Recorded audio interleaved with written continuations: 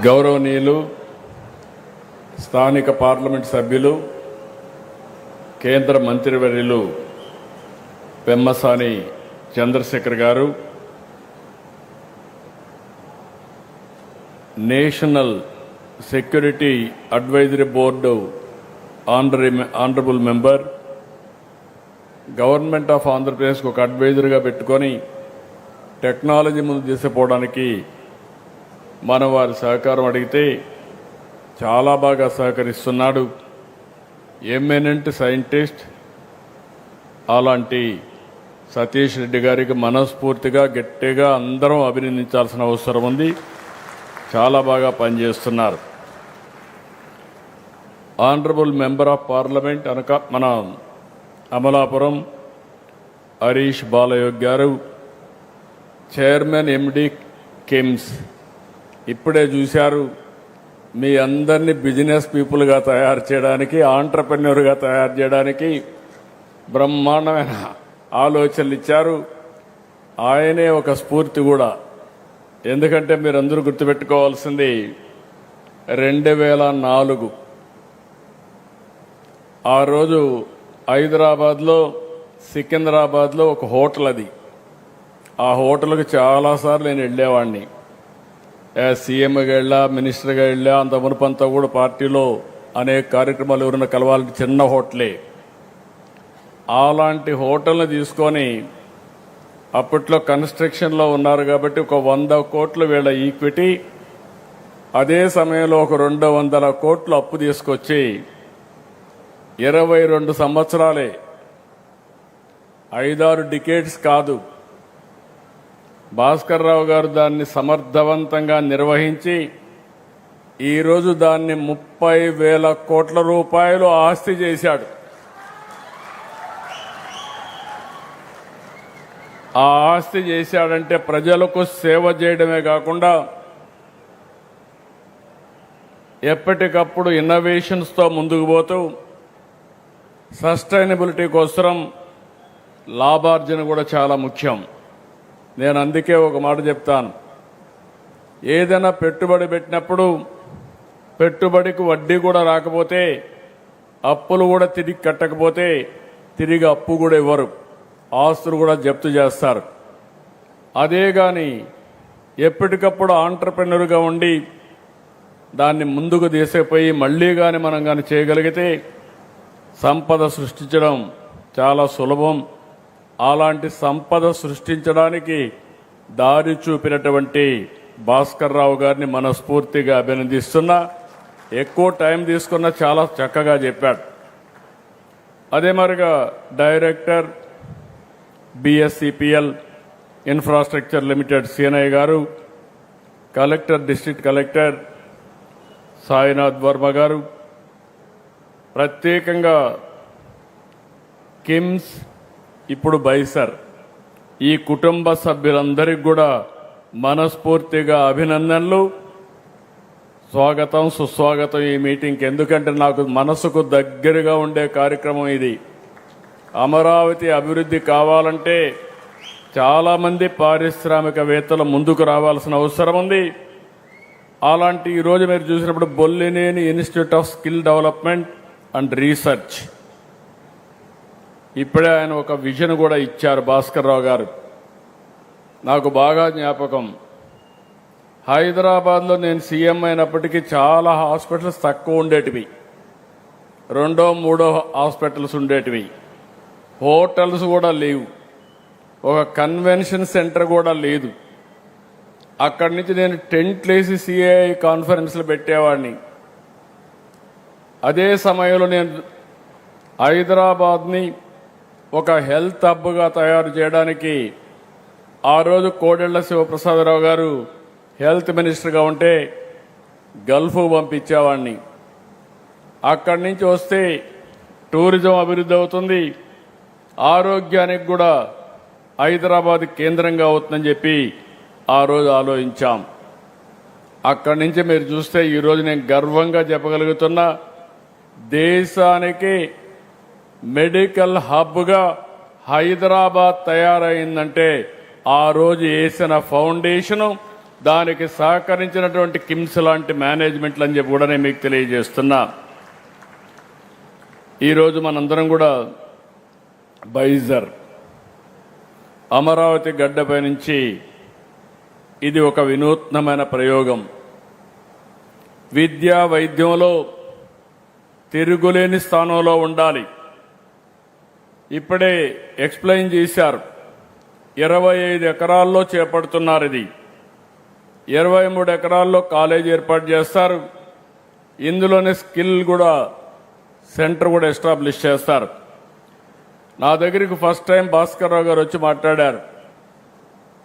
నేను skill development పెడతాను, medical college పెడతాను, నాకు మీరు ల్యాండ్ ఇస్తారంటే నేను ఆయన ఆహ్వానించి డిస్కస్ చేసినప్పుడు 1,00,000 మందికి నేను స్కిల్ డెవలప్మెంట్ చేసి, మనం ఏంటంటే అందరం కూడా ఆలోచించేది ఒక హాస్పిటల్ అంటే ఓన్లీ వైద్యుల్నే చూస్తాం, డాక్టర్లనే చూస్తాం.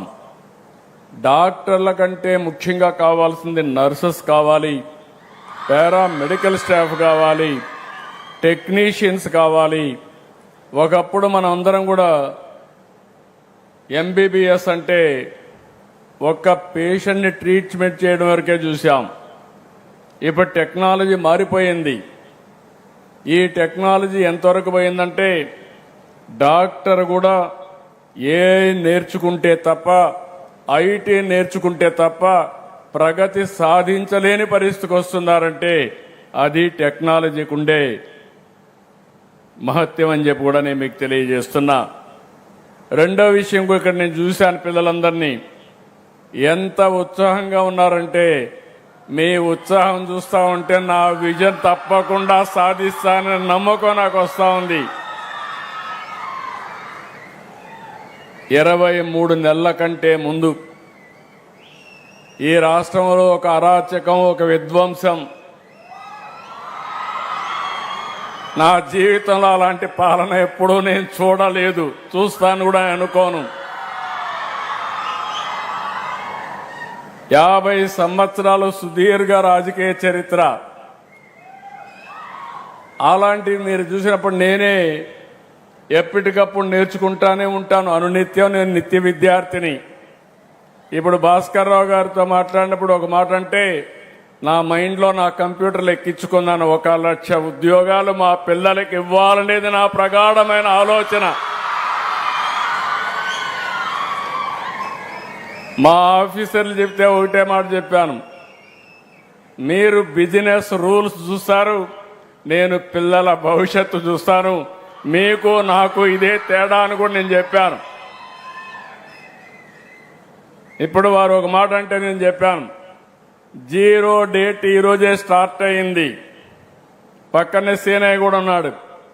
మేము చేస్తాం సార్ అన్నారు. కాదు, ఇదే రోజు 2027 ఇక్కడికి వస్తా, ఇనాగరేషన్ చేస్తున్నా. ఇనాగరేషన్ డేట్ కూడా ఫిక్స్ చేశాను. No option.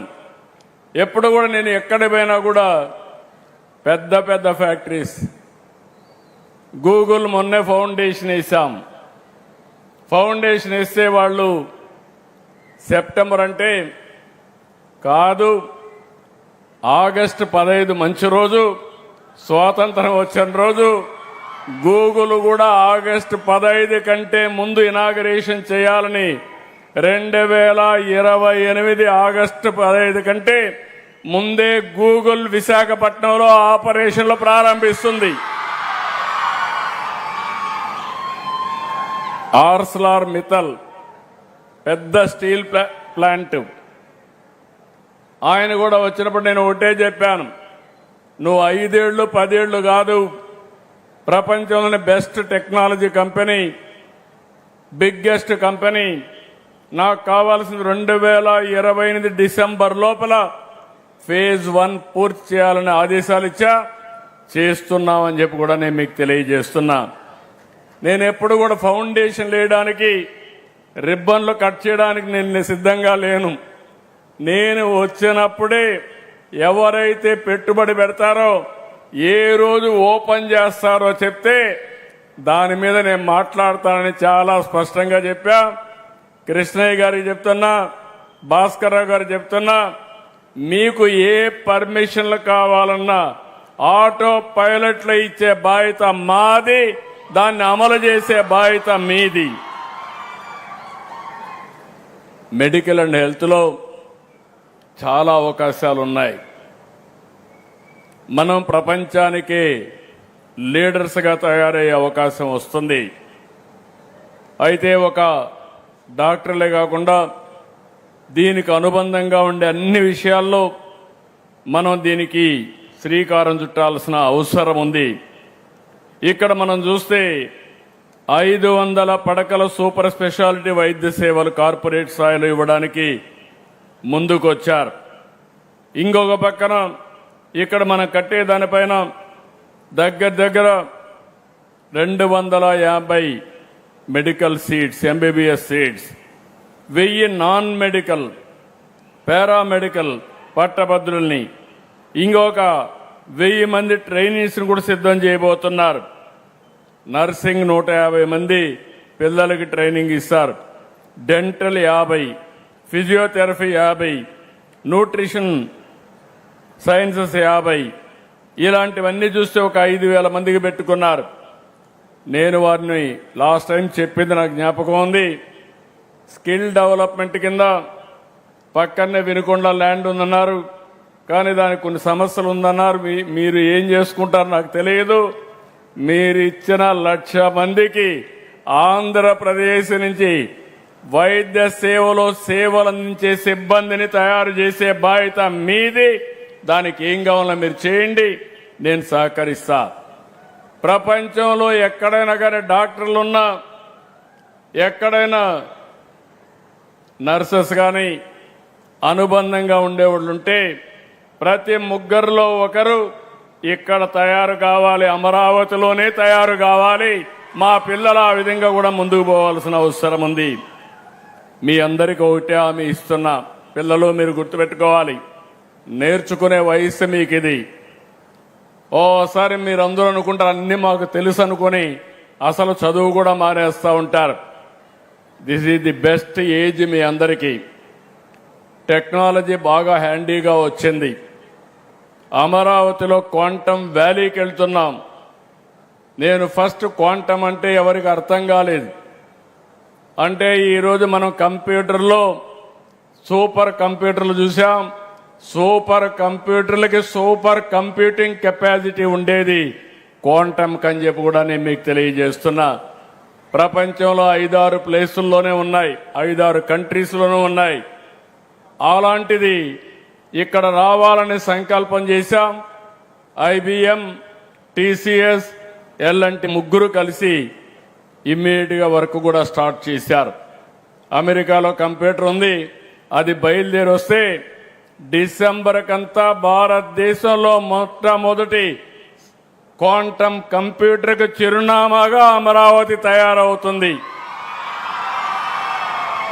ఇది అయిన తర్వాత నేను ఒకసారి మాట్లాడితే చాలా మంది ముందుకు వచ్చారు. సార్ ఎక్కడి నుంచో మనం కంప్యూటర్లు తెప్పించడం ఏంటి, మేమే అమరావతిలో తయారు చేస్తామని వచ్చారు. నేను కూడా ఆశ్చర్యపోయాను. వచ్చిన తర్వాత ఇప్పుడు ఒక నమూనా తయారు చేశారు, 5 క్యూబిట్స్. మనకు వచ్చేది 153 క్యూబిట్స్ వస్తుంది. ఇప్పుడు 5 తయారు చేశారు. 5 తయారు చేసి 50 తయారు చేయడం స్కేలింగే. ఇప్పుడు దానికి కూడా సిద్ధమవుతున్నాం. 2 సంవత్సరాల్లో ప్రపంచానికి క్వాంటమ్ కంప్యూటర్లు మన అమరావతి నుంచి సరఫరా చేయబోతున్నాం. అది మన యొక్క తెలివితేటలు. ఇంకొక పక్క నేను గ్రీన్ హైడ్రోజన్ వ్యాలీ అన్నాను. ఈరోజు ప్రధానమంత్రి గారు కూడా ఒక పిలుపిచ్చారు. ఆ పిలుపు మీరు చూస్తే ఎక్కడో జియో పొలిటికల్ సిచ్యువేషన్, ఇరాన్లో యుద్ధం, ఇరాన్ అమెరికా యుద్ధం మన దేశంలో సమస్యలకు నిలయమైంది. వచ్చే గ్యాస్ వచ్చే పరిస్థితి లేదు, పెట్రోల్ సరఫరా లేదు, రేట్లు పెరుగుతున్నాయి, ఆర్థిక వ్యవస్థ అతలాకుతలం అయ్యే పరిస్థితి వచ్చింది. ఇప్పుడు మనందరం కూడా ఆలోచించుకోవాల్సింది, ఇలాంటి జియో పొలిటికల్ సిచ్యువేషన్స్ రాబోయే రోజుల్లో ఇంకా ఎక్కువ వస్తాయి. అయితే విదేశాలపైన ఆధారపడకుండా మనం సెల్ఫ్ రిలయన్స్ సాధించాల్సిన అవసరం ఉంది. దీనికోసం ప్రతి ఒక్క ఇల్లు కరెంట్ ఉత్పత్తి చేసుకోవాలి, ప్రతి ఒక్క పొలం కరెంట్ ఉత్పత్తి చేసుకోవాలి. ఒకప్పుడు సోలార్ అంటే ఎవరికి అర్థమయ్యేది కాదు. 15 సంవత్సరాల కంటే ముందు నేను ఒక మాట చెప్పాను, భవిష్యత్తులో సోలార్ రెవల్యూషన్ వస్తుంది, రెన్యూవల్ ఎనర్జీ వస్తుంది, ₹1.50 నుంచి ₹2లోనే కరెంటు ఉత్పత్తి చేసే శక్తి మనకు వస్తుందంటే ఎవరు నమ్మలేదు. ఈరోజు నేను గర్వంగా చెప్పగలుగుతున్నా, ₹2.40 50 యూనిట్ కరెంట్ ఉత్పత్తి చేసే పరిస్థితికి వచ్చాం. మొట్టమొదటిసారిగా మీరు చూస్తే కరెంటు రేట్లు పెంచడం మానేసి కరెంటు రేట్లు తగ్గించే పరిస్థితికి వచ్చాం. గడచిన 5 సంవత్సరాలు 19-24 32,000 కోట్ల రూపాయలు పెంచారు. దగ్గర 9 సార్లు పెంచారు. నేను వస్తానే ఒకే మాట చెప్పాను, కరెంటు ఛార్జీలు పెంచనని చెప్పి కరెంటు ఛార్జీలు పెంచకుండా ఉన్న ప్రభుత్వం ఈ యొక్క ఎన్డీఏ ప్రభుత్వం అని చెప్పి కూడా నేను మీకు తెలియజేస్తున్నా. మీ దగ్గర నుంచి నాకు సహకారం కావాలి. ఎందుకంటే నేను 4,660 కోట్ల రూపాయలు ట్రూ అప్ ఛార్జెస్ అని అదనపు భారం వేసి అది కూడా ఈ ప్రభుత్వం అబ్జర్వ్ చేసి ఆ డబ్బులు కలెక్ట్ చేయకుండా చేశాం. ₹5.20 ఆవరేజ్ యూనిట్ కాస్ట్ ఉండేది ప్రొక్యూర్మెంట్లో, అది 30 పైసలు తగ్గించాం. ₹4.90 వచ్చాం. 5 ఏళ్లలో డిపార్ట్మెంట్కి ఒకటే టార్గెట్ ఇచ్చాను, ఇన్నోవేషన్. అదే మరి టెక్నాలజీ అడాప్షన్, గ్రీన్ ఎనర్జీ కానీ, అదే మరి ఇంకో పక్కన మీరు చూస్తే విండ్ కానీ, పంప్డ్ స్టోరేజ్ కానీ, బ్యాటరీ అన్నిటికి పోయి ₹30 కరెంటు ఛార్జీలు, మినిమం ₹20 2029కి యూనిట్ కాస్ట్ తగ్గించేదానికి శ్రీకారం చుట్టాం. ఇది అసాధ్యమంటే కాదు, ఇది సాధ్యం, నిరూపించే సత్తా ఈ ప్రభుత్వానికి ఉందని మరొకసారి మీకు తెలియజేస్తున్నా. ఇలాంటివి అనేక విషయాల్లో మేము ముందుకు పోతున్నాం. ఇక్కడ మీకు ఒకటే కోరుతున్నా, ఈరోజు ఇక్కడికి వచ్చిన దాన్ని ప్రపంచం కూడా అనేక మార్పులు వస్తున్నాయి. ఈరోజు మీరు ఒకసారి చూస్తే కొన్ని దేశాలు ఏజింగ్ సమస్యలతో సతమతం అవుతా ఉంది. డాక్టర్ల కంటే నర్సెస్కి ఎక్కువ డిమాండ్ ఉంది. మీరు ఆ విషయం పిల్లలు గుర్తుపెట్టుకోవాలి. ఈరోజు డాక్టర్లు ఎంత సంపాదిస్తున్నారో భవిష్యత్తులో మా నర్సులు కూడా అంతే సంపాదించే రోజులు దగ్గరున్నాయి. దీనికి కావాల్సింది మీలో స్కిల్స్ ఉండాలి, సాఫ్ట్ స్కిల్స్ కూడా అవసరం. ఒక మనిషిని మెప్పించే గుణం భారతీయులకు ఎక్కువగా ఉంది. నేను అందుకే ఎప్పుడు చెప్తా ఉంటాను, ప్రపంచంలో చాలా దేశాలు ఉన్నాయి కానీ ప్రపంచం మొత్తం ఆమోదించే ఏకైక దేశం భారతదేశం. ప్రపంచంలో అందరూ మెచ్చుకునే దేశస్థులు భారతీయులు అని చెప్పి కూడా నేను మీకు తెలియజేస్తున్నా. ఇక్కడ ఇప్పుడే భాస్కర్రావు గారికి ఒక మాట చెప్పాను, మీరు ఇక్కడ స్కిల్తోనే వీళ్ళకి లాంగ్వేజ్ కూడా నేర్పించాలి.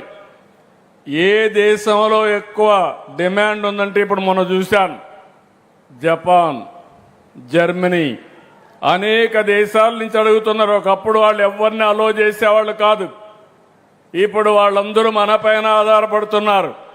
అలాంటప్పుడు మీరు ఆ భాష నేర్పిస్తే నేరుగా వీళ్ళు అక్కడికి పోతే ఆటోమేటిక్గా ఉద్యోగం రావడమే కాకుండా చాలా కంఫర్టబుల్గా ఉండే పరిస్థితి వస్తుంది. ఇది కూడా మీరు చేయాలని చెప్పి నేను మిమ్మల్ని కోరుతున్నా. ఇంకో పక్కన ఈరోజే నేను చూశాను, దృష్టి అనే పేరుతో ఏ ఆధార గ్లాసెస్ తయారు చేశారు. ఎవరైతే అంధులు ఉన్నారో ఆ అంధులు ఇమ్మీడియట్గా అది పెట్టుకోగలిగితే చాలా వరకు వాళ్ళకు మామూలుగా అన్ని కనపడి వాళ్ళ యాక్టివిటీస్ అని దైనందిక కార్యక్రమాలు కూడా చేసే పరిస్థితి వస్తుంది. ఇది అవుతానే డెమాన్స్ట్రేట్ చేస్తాం.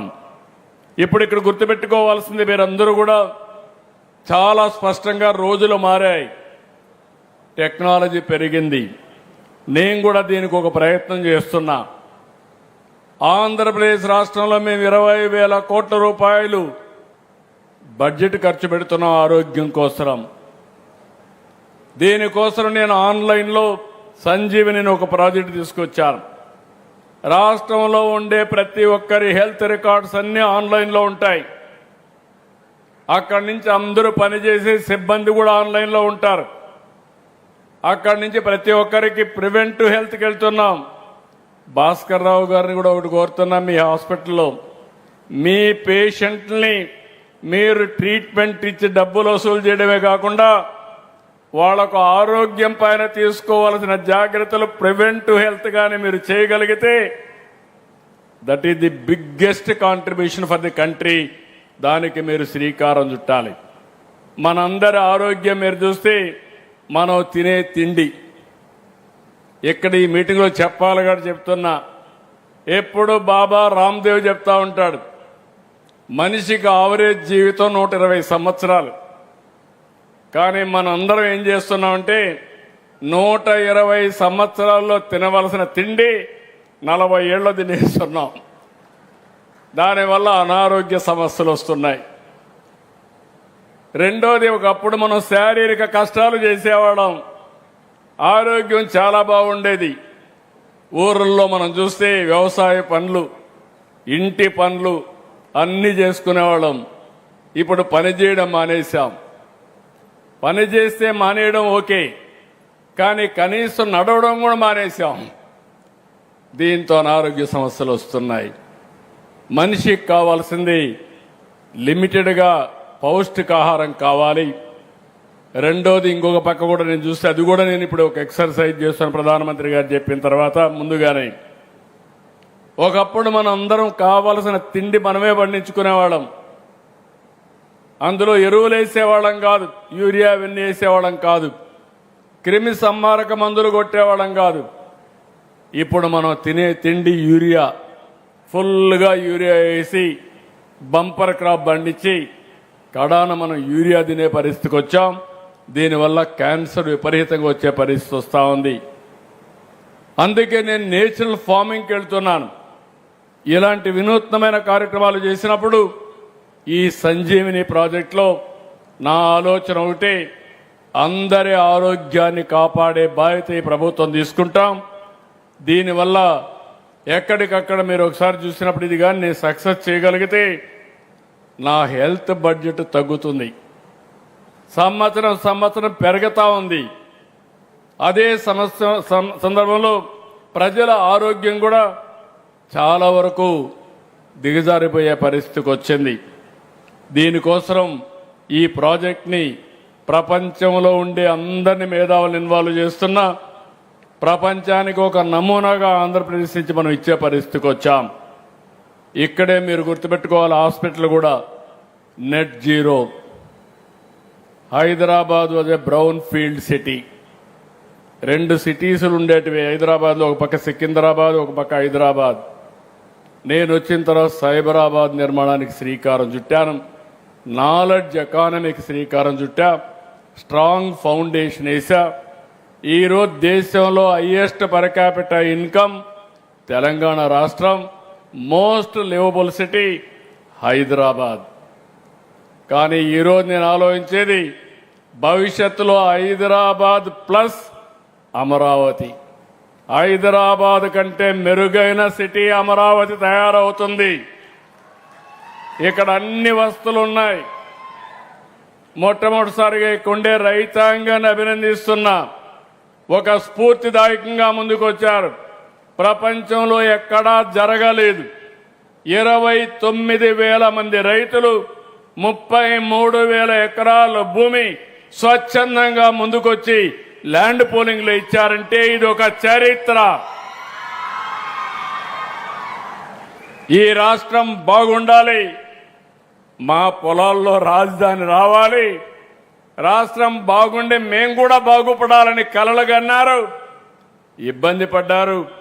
మీ కలలు ఇబ్బంది పడినా అమరావతిని రక్షించుకున్న మిమ్మల్ని అభినందిస్తూ తప్పకుండా రాబోయే రోజుల్లో మీ భవిష్యత్తుకు అండగా నిలబడే బాధ్యత ఈ ప్రభుత్వం తీసుకుంటామని కూడా మీ అందరికీ హామీ